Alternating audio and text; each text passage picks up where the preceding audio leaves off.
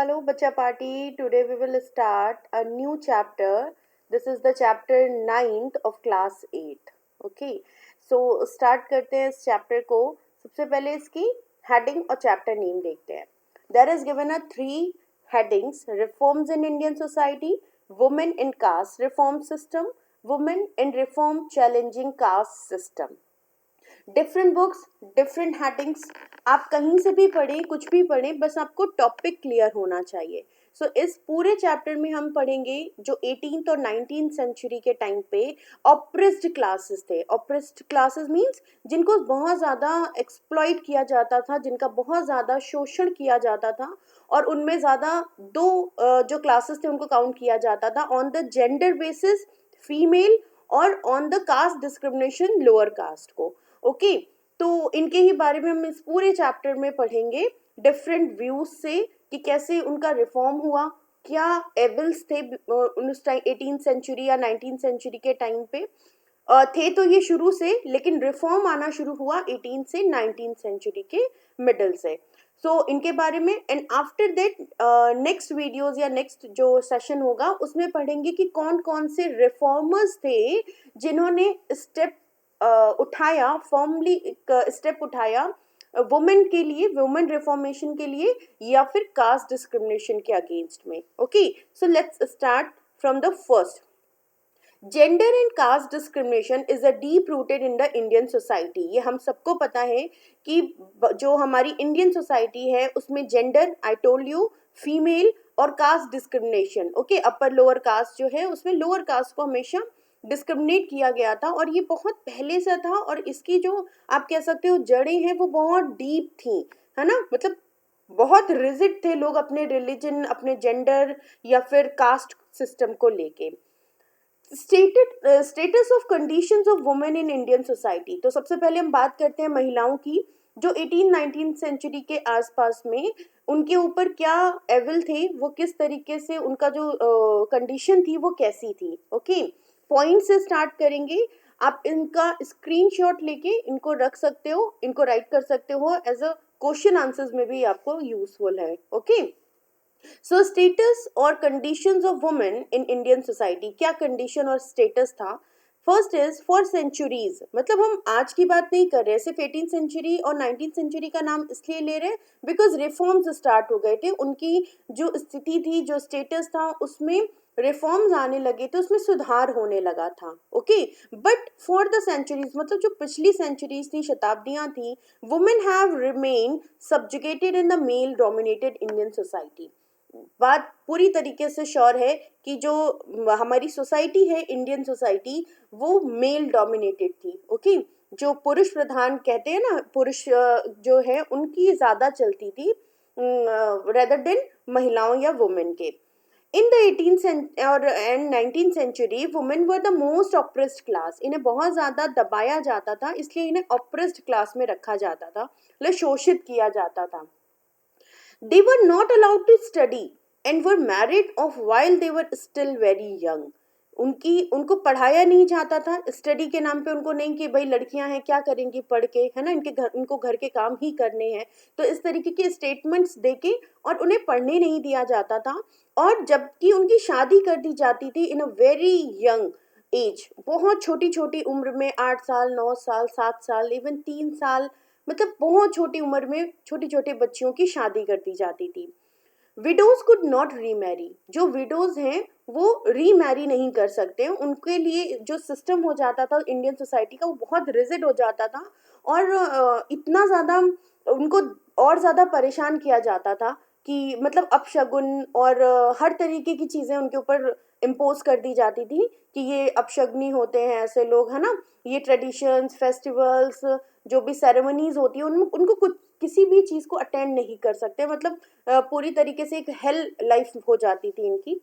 Women did not have the right to inherit property.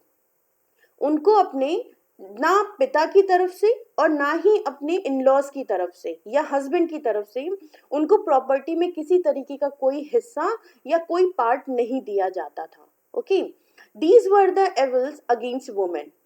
कुछ और भी, ये तो हम लोगों ने और बात करी. ये जो एग्जैक्टली आपसे पूछा जाए कि 18 एंड 19 सेंचुरी के टाइम में क्या एविल्स थे वुमेन के अगेंस्ट में, तो then you write that these are purdah system सबसे बड़ा था, है ना, आपको मुंह ढक के रखना है, बाहर आप सर तक जो आपका दुपट्टा है या साड़ी है वो आप ऊपर नहीं कर सकते, पूरा मुंह ढकना है। सती सिस्टम, अगर आप जो पति है, जो हस्बैंड है, अगर उसकी डेथ होती है तो जो मैरिड वुमेन है वो विडो होगी, और उस विडो को उस जो उनके हस्बैंड है उनके साथ ही फ्यूनरल प्रे पे उनके साथ ही उनको जला दिया जाएगा, जिंदा जला दिया जाएगा। इसे सती सिस्टम कहा जाता था। आई थिंक बहुत हिलेरियस टाइप का क्राइम था ये, जो सोसाइटी करती थी पूरा। Next is a polygamy. Polygamy is a condition और द फैक्टर कि जब एक पुरुष एक से ज्यादा महिलाओं से शादी करते हैं तो that is called as a polygamy. Okay, child marriage भी ऑल नो कि छोटी छोटी बच्चियों की शादी कर दी जाती थी, उसके बाद वो उनका जो बचपन था वो बचपन नहीं रह जाता था, वो एक मैरिड वुमेन की तरह अपनी लाइफ को स्पेंड करते थे। So these are the evils. Next is condition of oppressed class और द कास्ट सिस्टम। मतलब वुमेन के बारे में तो हमने पढ़ा ही, अभी ऑप्रेस्ड क्लास के बारे में बात करते हैं, ठीक है, कि वो उनको दबाया जाता था for the name of caste system, कि कास्ट सिस्टम है, तुम शूद्र जाति में पैदा हुए हो, ठीक है, there is a four fold caste system division. अगर आपको याद हो तो आपने शायद 6 क्लास में 7 क्लास में भी इस चीज को कंटिन्यू पढ़ा है, बिकॉज बहुत ज्यादा सेंसिटिव एक टॉपिक हो जाता है ना। तो 4 डिवीजन थे जिसमें ब्राह्मण सबसे ऊपर थे, देन क्षत्रिय, देन वैश्य, और सबसे लास्ट में शूद्र को रखा जाता था। शूद्र को अनटचेबल्स भी माना जाता था। इन ये रीजंस थे जिनकी वजह से कि जब रिफॉर्म होने शुरू हुए तो ये दो ऑप्रेस्ड क्लास, मतलब एक वुमेन और दूसरा जो ऑप्रेस्ड क्लास था, जो कास्ट सिस्टम के थ्रू जो शूद्र जाति थी, उनको जो नीचे दबाया जाता था, उनके लिए किया गया। The upper caste people stayed away from the people of the lower caste, वो दूर रहते थे। आई टोल्ड यू ना कि अनटचेबिलिटी थी, मतलब वो उनके साथ आप बैठ नहीं सकते थे, है ना, वो मंदिर में टेम्पल्स में नहीं जा सकते थे, उनको कितने भी वो गरीब हो या अमीर हो इससे मतलब नहीं होता था। उनको अगर किसी भी ब्राह्मण जाति के, क्षत्रिय जाति के सामने बैठना है तो वो नीचे जमीन पे बैठते थे। मतलब बहुत अजीब सी चीजें थी, ह्यूमैनिटी को बिल्कुल दरकिनार कर दिया जाता था कि नहीं भाई, ह्यूमैनिटी नाम की चीज ही नहीं है। ओके, तो ये सारे ऑप्रेस्ड क्लास के साथ भी बहुत सारी नाइंसाफी हो रही थी। Attempts to reform the status of women, उसके बाद कुछ लोग आए जो एजुकेटेड पीपल थे, एजुकेटेड सोसाइटी थी, मिडिल क्लास, उन लोगों ने बाहरी देश दुनिया में देखा, एजुकेशन मिली लोगों को, तब लोगों ने वुमेन के लिए भी एक रिफॉर्मेशन शुरू किया कि नहीं, औरतों को भी जीने का अधिकार है। तो वो क्या थे वो रिफॉर्म्स, उनके बारे में पढ़ते हैं। That is movement against Sati practice. I told you कि उस सती में जो विडो थी उनको जिंदा जला दिया जाता था उनके हस्बैंड के फ्यूनरल प्रे के साथ में, है ना, क्या उनके प्रे के साथ में। तो उसके अगेंस्ट बहुत सारे मूवमेंट चले, बहुत सारे नए नए एक्ट बनाए गए।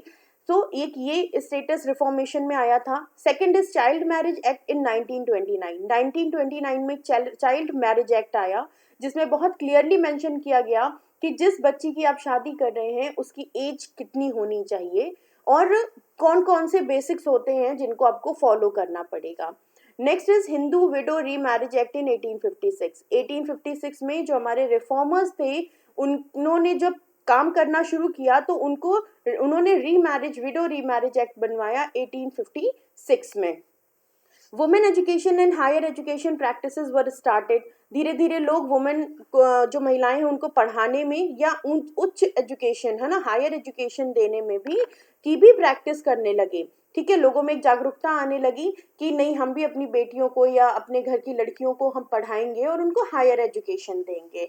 बेसिकली इसमें इस जगह पे जो ब्रिटिशर्स है ना उनकी तारीफ करनी चाहिए, क्योंकि ये जो इंडियन रिफॉर्मर्स थे ये विदाउट ब्रिटिश गवर्नमेंट के सपोर्ट के ये शायद इतना जल्दी नहीं कर पाते, या ये चीज़ें वो इम्पोज नहीं कर पाते, बिकॉज ब्रिटिश गवर्नमेंट इस चीज़ को बहुत अच्छे तरीके से समझ रही थी, जो ये कुरीतियाँ चल रही थी, जो ये एवल्स चल रहे थे, और उसके बाद उन्होंने बहुत सपोर्टली इस चीज़ के साथ खड़े हुए, और उसके साथ साथ वो उनको नए नए तरीके के लॉज और नए नए तरीके के एक्ट भी देते थे, जिससे कि कानूनी गलत माना जाता था जितनी भी चीज़ें हम रिफॉर्मेशन के बारे में पढ़ रहे हैं।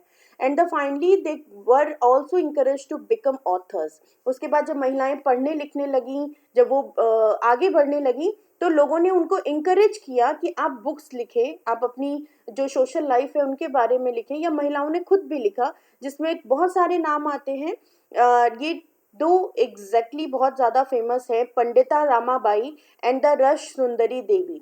ओके, इन रिफॉर्मर्स में I will make a separate video on the Ramabai, Pandita Ramabai, because इनकी स्टोरी बहुत इंटरेस्टिंग है ना। इनकी पढ़ाई की वजह से, इनके पिता खुद एक पंडित थे, ब्राह्मण थे, और वो क्योंकि अपनी बेटी और अपनी वाइफ को पढ़ाते थे, इसलिए उनको देश निकाला कर दिया गया था, इसलिए उनको सोसाइटी ने बाइकआउट कर दिया था।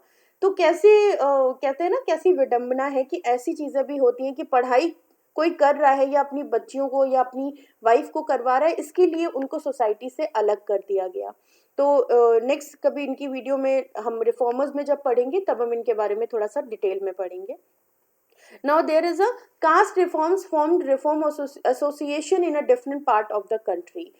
अलग अलग पार्ट्स में लोग अलग अलग रिफॉर्मर्स हुए और उन लोगों ने अलग एसोसिएशंस बनाई। ठीक है, जैसे नाम आता है राजा राम मोहन राय, दयानंद सरस्वती, विवेकानंद जी, ऐसे बहुत सारे हमारे रिफॉर्मर्स थे। उन्होंने वो जिस पार्ट में रहते थे वहाँ उन्होंने एक एसोसिएशंस बनाई। कुछ फेमस एसोसिएशंस है हमारे इंडिया की, इनको आप ज़रूर लर्न करें। These are the ब्रह्म समाज, वेदा समाज, प्रार्थना समाज, सत्य शोधक समाज एंड रामकृष्णा मिशन। तो हम पढ़ेंगे इनके बारे में बहुत डिटेल में। ये इंट्रोडक्टरी आपका जो लेसन है वैसा था, और अब हम वन बाय वन जितने भी हमारे रिफॉर्मर्स थे उनके बारे में पढ़ेंगे। Okay, so see you in the next video. Learn these all the points. Thanks for watching, keep studying, bye bye.